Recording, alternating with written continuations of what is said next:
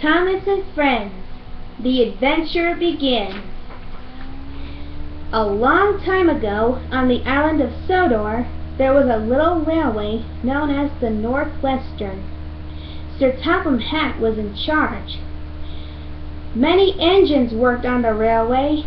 The biggest, Gordon, pulled the express. The smallest, Edward, shunted trucks and coaches for the bigger engines. James had wooden brake blocks that sometimes smoked when he stopped. One day, Gordon told the others that a new engine was coming to the railway. "That last one we got was too small to be really useful," he said. "I'm not small," declared James. Yeah, James is more medium-sized. The new engine's name was Thomas. He had 6 small wheels, a short stumpy funnel, a short stumpy boiler, and a short stumpy dome. Thomas seemed awfully small. "Sir Topham Hatt must have made a terrible mistake if he was expecting someone really useful," Gordon said. "I am really useful," cried Thomas. Well, of course, anyone would know that. Thomas tried hard to be really useful. At first he made a lot of mistakes. He puffed and huffed and rushed to and fro. He biffed and bashed into trucks and got in Gordon's way. "Oh, that's very useful, isn't it?" Gordon snorted. Thomas's first day on the railway hadn't gone very well, but he felt sure he'd soon get the hang of things. The cheeky little engine spotted Gordon asleep in a siding. He creeped up and blew his whistle. "Wake up, lazy bones!" Thomas shouted. "Why don't you work hard like me?" Thomas hurried off, laughing. Gordon was quite cross with Thomas.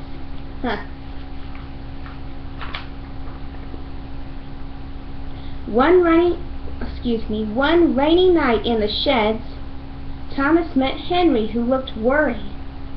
"Henry doesn't like rain," Edward explained. He told Thomas Henry's story. Once an engine attached to a train was afraid of a few drops of rain. It rushed into a tunnel and squeaked through its funnel and never came out again. "Henry wouldn't budge," continued Edward. "He said the rain would spoil his lovely green paint and red stripes. He refused to move, even after the rain had stopped. In the end, Henry had to be pulled out of a tunnel with a rope. That's why he's afraid of rain." In my opinion, rain is a silly thing to be scared of. One morning, Sir Topham Hatt sent Thomas to the steamworks to be repainted in the colors he liked to see on his railway. A man painted Thomas's water tanks and dome blue. Another trimmed his windows with yellow paint. One used red paint to add stripes. Another man carefully marked out the number 1 on his side. Thomas raced proudly back to the yard. "Look, Edward! I'm blue just like you!" Edward laughed happily. "You're also number 1. That means I'm the best," cried Thomas.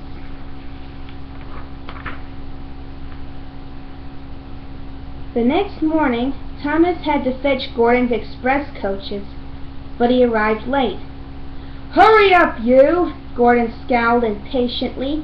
"Hurry up yourself!" Thomas snorted. Gordon decided to teach Thomas a lesson. Gordon pulled away very quickly. There was no time to uncouple Thomas from the coaches. Gordon dragged Thomas along behind him and raced around a bend. "Stop! Stop!" cried Thomas. "Hurry! Hurry! Hurry!" Gordon said with a grin, and on he raced. Honestly, that's bullying. At last, Gordon pulled into a station. "Well, little Thomas, now you know what hard work is like," he called. Poor Thomas puffed slowly away to rest. He had a long drink from the water tower. "I want to pull my own train," he complained. "I want to see the world." One day, Henry couldn't work. Sir Topham Hatt asked Thomas to pull Henry's coaches. At the station, Sir Topham Hatt warned Thomas to wait until everything was ready. But Thomas was too excited. He raced off before the coaches were coupled up. "Thomas! Stop! Come back!" shouted Sir Topham Hatt. Thomas didn't even hear him. "I'm doing it! I'm pulling a train!" Thomas said happily as he raced along the line. "Everyone says it's hard to pull trains, but I think it's easy." Then Thomas saw a red signal ahead and slowed to a stop. "Where are your coaches?" asked the signalman. Thomas looked behind him. "Oh no!" he cried. Thomas returned to Knapford Station, where Sir Topham Hatt was trying to calm the unhappy passengers. Thomas said he was very sorry.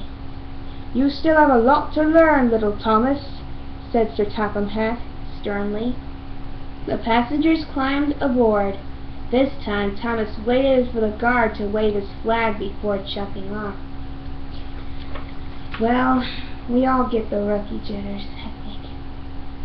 The next day, Edward kindly offered Thomas a chance to take his goods train. He warned Thomas that the trucks sometimes played tricks on the other engines.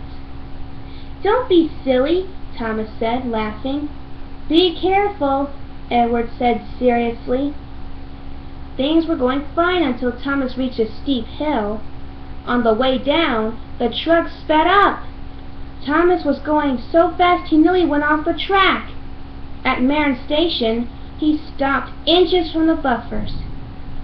"Why were you going so fast?" asked Sir Topham Hatt. "Edward's trucks were pushing me," Thomas explained. Sir Topham Hatt was cross with both engines and made them stay in the yard. In my opinion, that's kind of a harsh punishment. Every day, Thomas worked very hard. He wanted to be a really useful engine. One afternoon, he and Edward heard a train barreling toward the yard. "Help!" James cried. "The trucks are pushing me!" James sped through the yard with smoke and sparks flying from his wheels. "Use your brakes!" Thomas yelled as he raced after James. "Can't! My brake blocks are on fire!" called James. Thomas hurried to catch up with James. He was determined to help his friend. And knowing Rarity, she would be in a panic if something like this happened again. Suddenly, James headed into a tight bend in the track and crashed right off the rails into a field. The troublesome trucks tipped over. "I'll get help, James," Thomas promised him.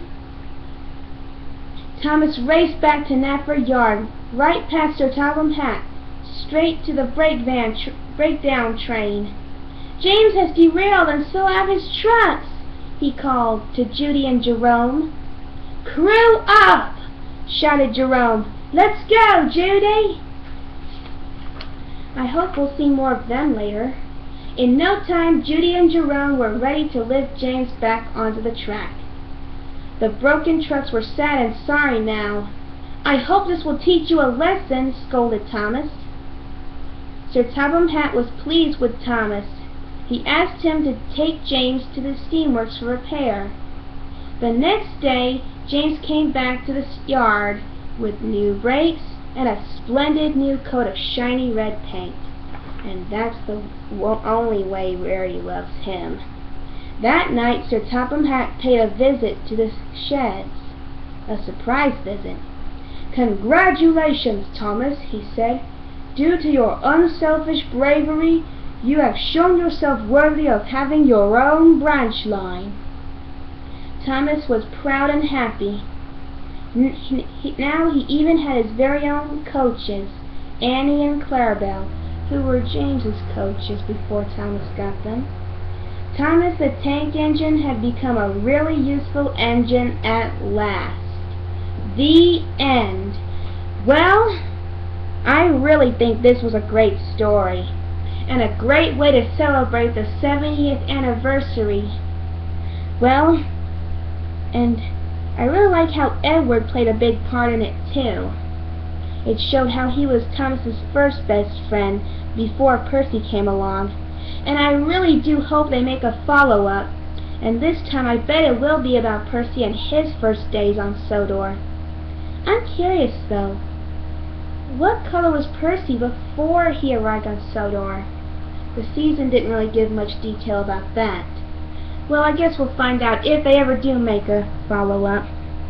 This is Starbeam Twinkle saying, Happy 70th anniversary, Thomas and friends, and keep up the good work.